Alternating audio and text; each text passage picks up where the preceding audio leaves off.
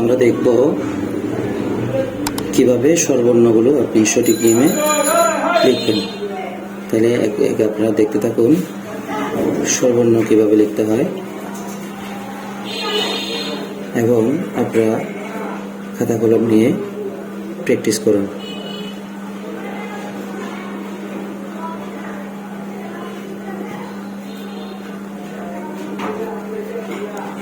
যদি মনোযোগ দিয়ে আপনি 5টা মিনিট দেখেন, ইনশাল্লাহ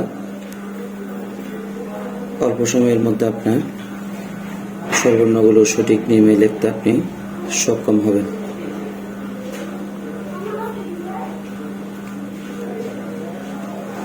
আর যাদের ঘরে ছোট ভাই বোন রয়েছে এবং নিজের সন্তান রয়েছে, আপনারাও ভিডিওগুলো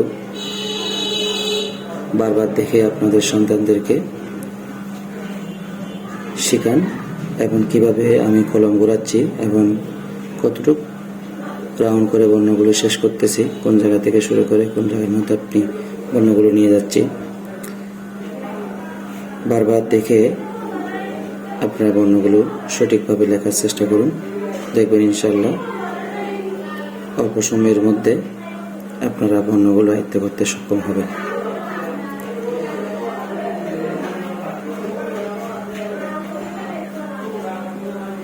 এই বর্ণগুলো আপনাকে ধৈর্যের সাথে কি করতে হবে, লেখার চেষ্টা করতে হবে।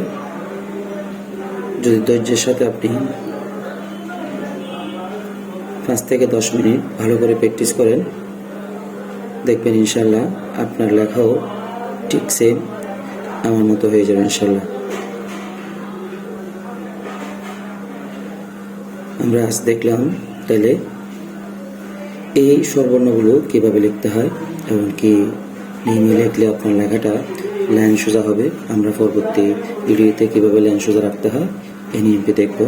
আপনারা তাহলে এই ভিডিওটা কয়েকবার দেখে আপনারা ইনশাল্লাহ প্র্যাকটিস করতে থাকেন, দেখবেন ইনশাল্লাহ আপনার লেখা অনেকটা যথেষ্ট সুন্দর হবে এবং মনোমুগ্ধকর দেখার মতো হবে ইনশাল্লাহ। সকলে ভালো থাকবেন, সুস্থ থাকবেন। আসসালামু আলাইকুম।